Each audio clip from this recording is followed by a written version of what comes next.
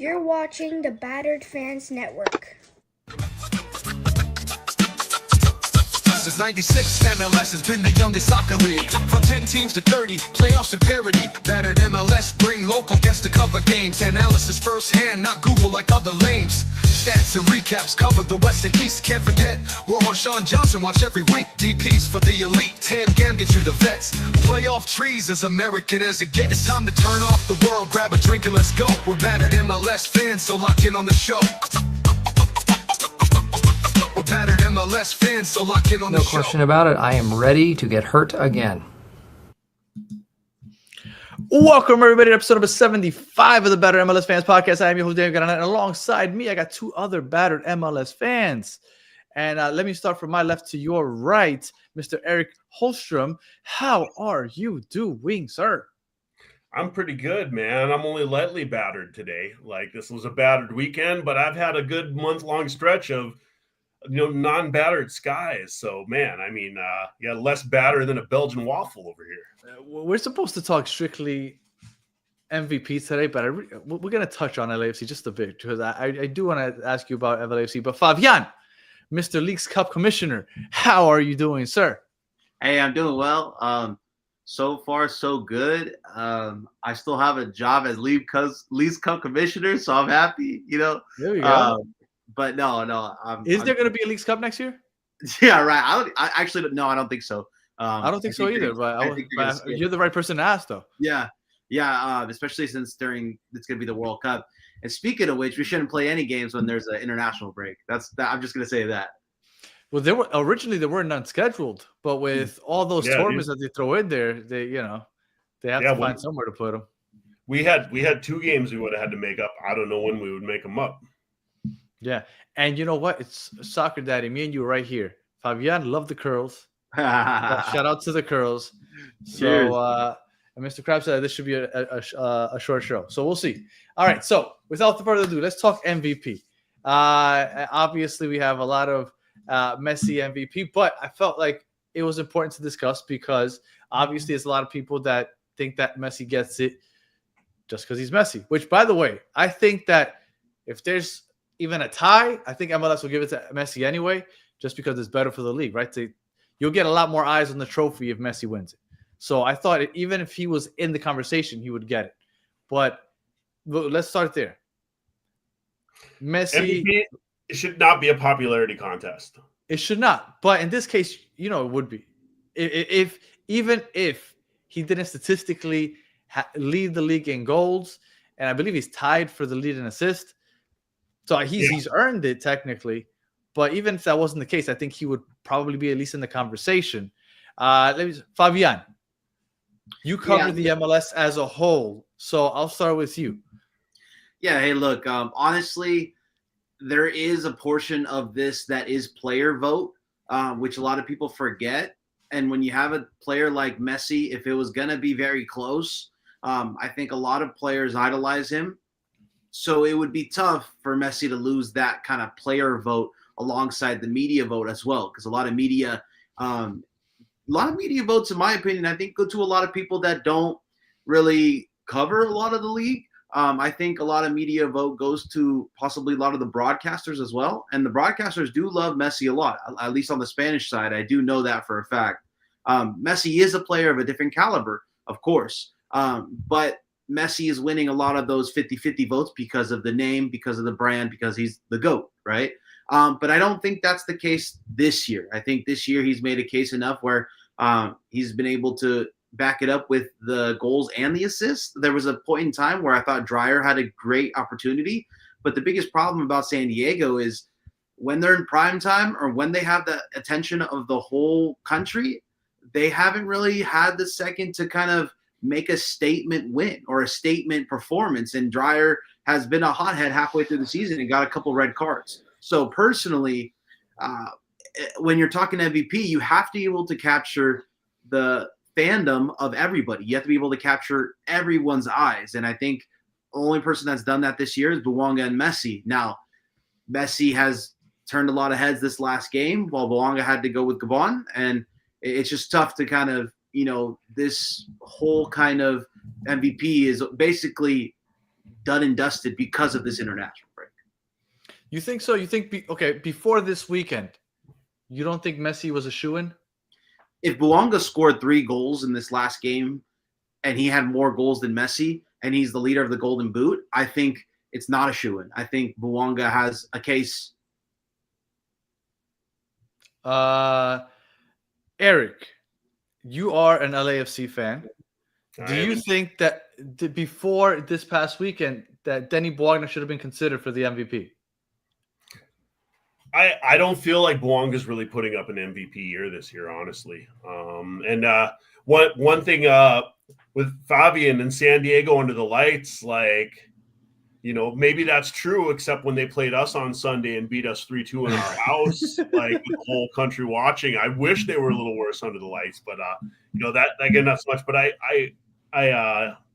think with Bouanga and I think with Son coming as well has really kicked him up. And to me, I always think an MVP is number one. The MVP of the league has to be on a top team. You know, if you're not one of the top teams in the conversation, like you're irrelevant in this league.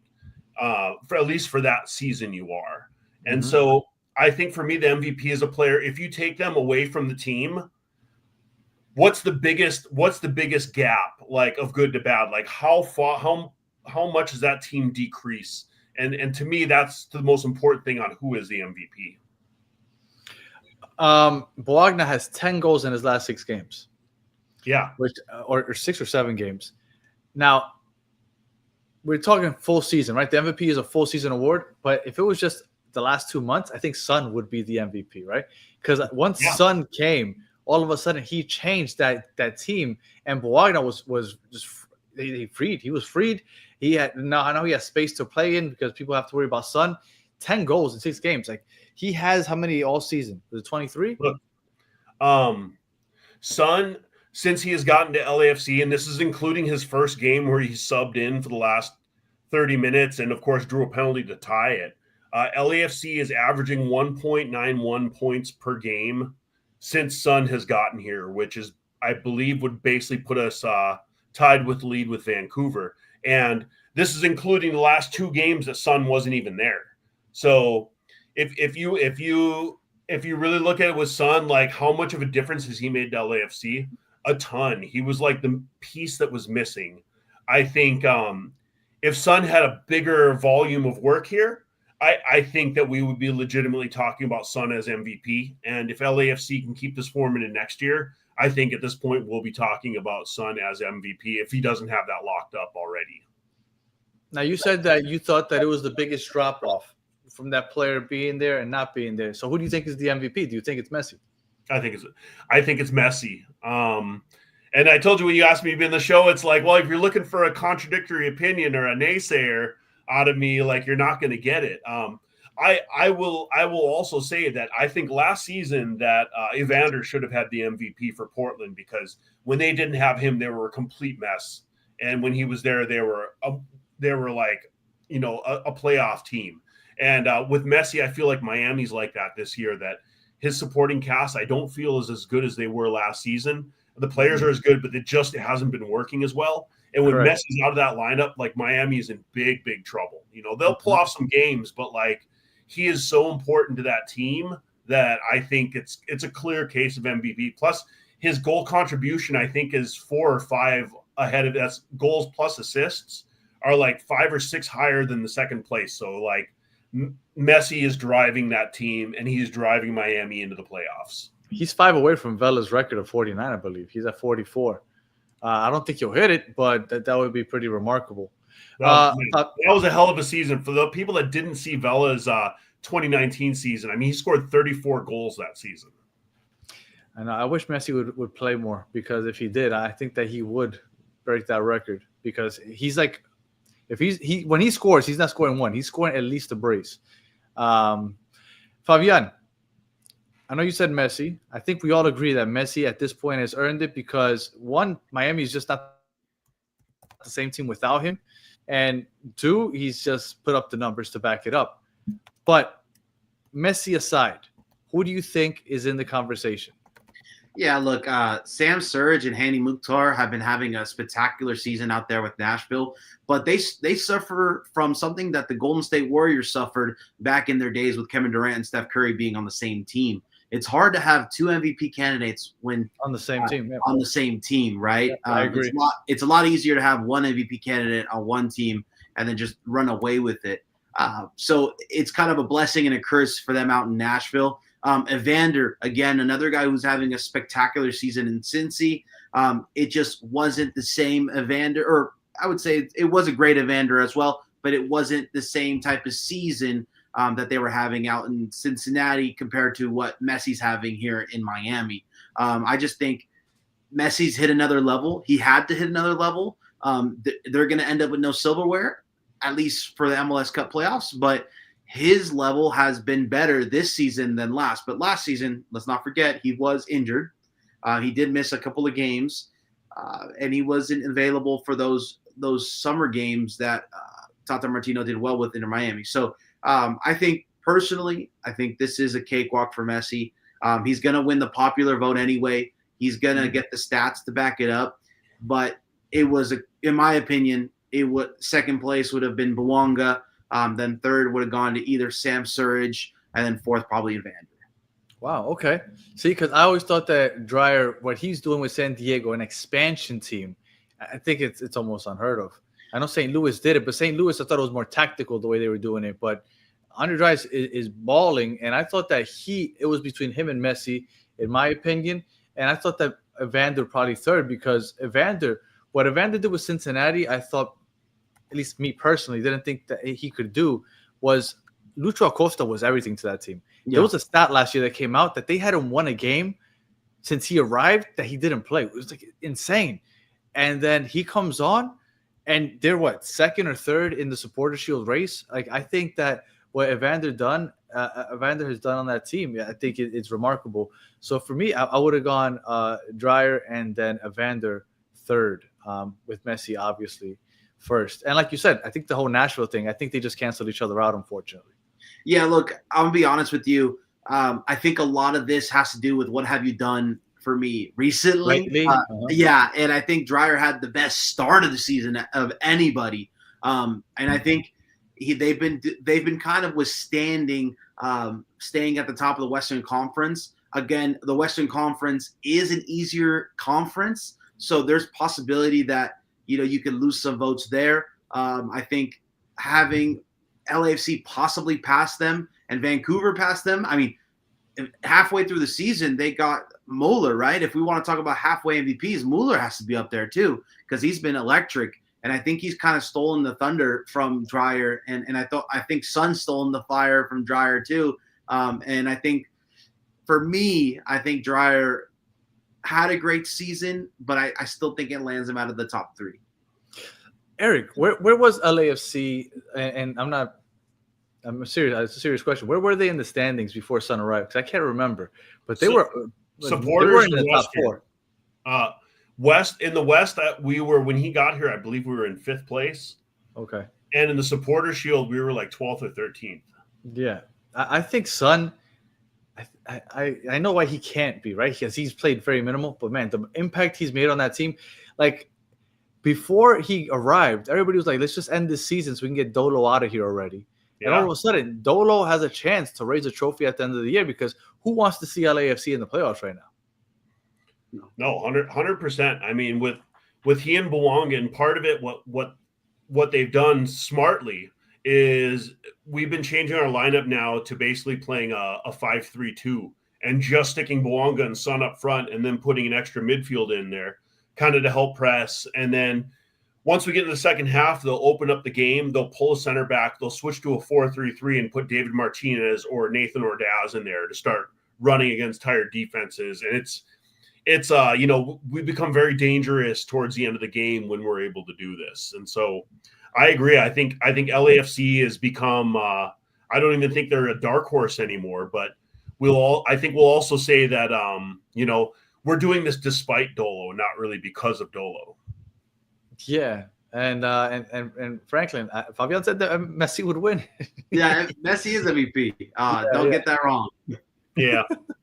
I mean, who else do you put? Like, I think Dreyer had a chance, but San Diego has kind of started to fall down the stretch over the last they've actually surprised me. I thought that they wouldn't end up in the top. I thought they would end up in fourth. They're still up there. No, yeah. Well, I mean, they were first. Look, they were in first place in the West for most of the season. Yes, for most of it. But and I thought that they would have Vancouver was in the hunt, but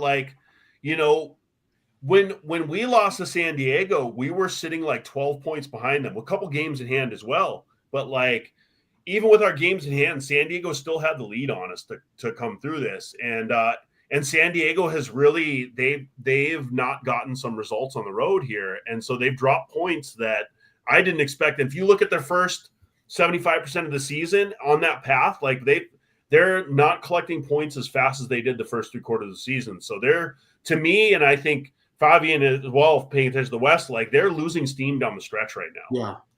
Well, and their final game is on the road in Portland. Yeah. And LAFC is on the road in Colorado. There's a chance that LAFC also leapfrogs them. And I'm not sure how far Minnesota is behind them, because I thought that they would end up in fourth and that Minnesota and Vancouver were jump over. LAFC also has a chance. We are playing for a CONCACAF Champions Cup slot this next game. If we get 3 points in this game, we qualify. If we don't, there's 4 teams that could take that slot. And so, we'll see what happens. Colorado's also playing for a wild card slot. So this game is going to be a fist fight, as long as Dolo brings the team out to have a fist fight and doesn't just bring them out for another league game, because if it does, we're going to get spanked.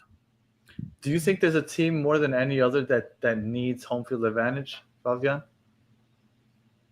I think it's San Diego, but I think they're a team that's going downwards rather than upwards before the playoffs.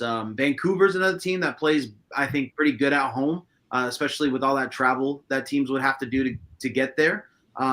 I think LAFC can play anywhere, and that's the scary part. I think that's what everyone's scared about. Sun and Bouanga can tear it up anywhere. And this has changed because we threw this was actually before Sun got there. This was one of our worst road seasons. We had 2 road wins before he got here all year.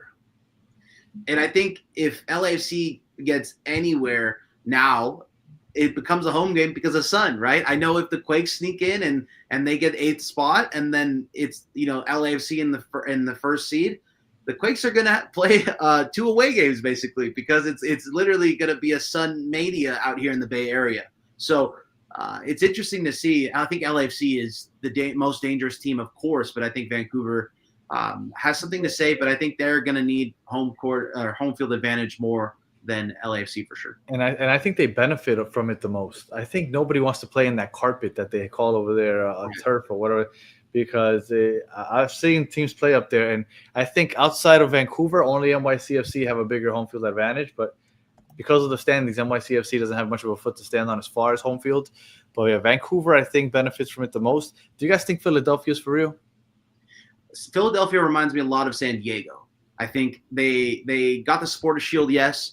But if I had to say, are they going to make it far in the playoffs? They might shock a team or two, in the 8th seed. But we're talking the 8th seed in the Eastern Conference is what? Columbus, right? So it's or Chicago. It's going to be tough.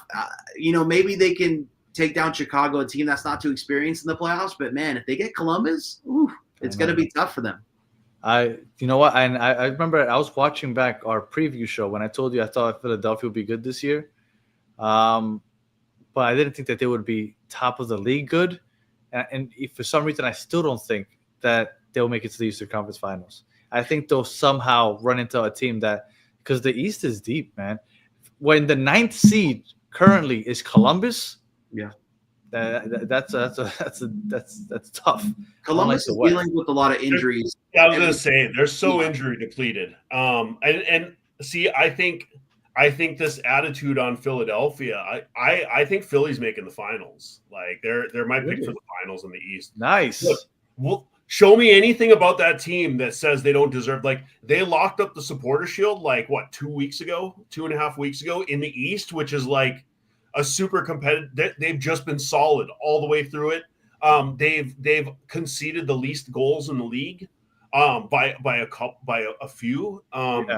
Just a solid defense, and as they say, the defense wins the championships.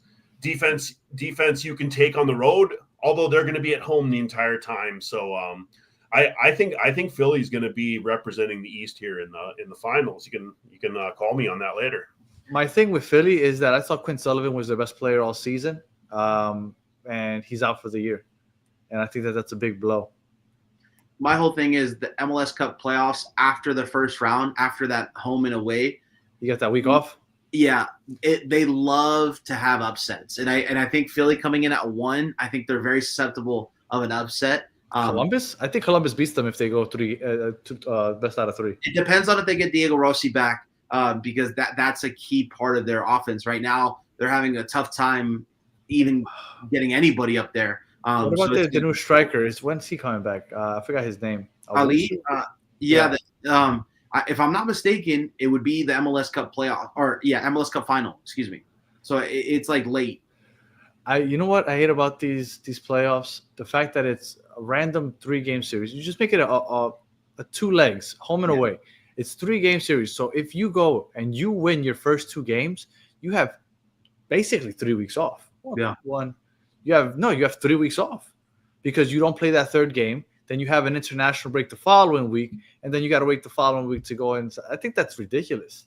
It was the same problem it was last year, right? It felt like the MLS Cup final was too late. Like no one really cared at that point about MLS soccer because it was December 6th, if I'm not mistaken. Yeah, this year's December 6th. Last year's December 7th. Yeah, so it was something that everybody's cheering for the other sports at that point.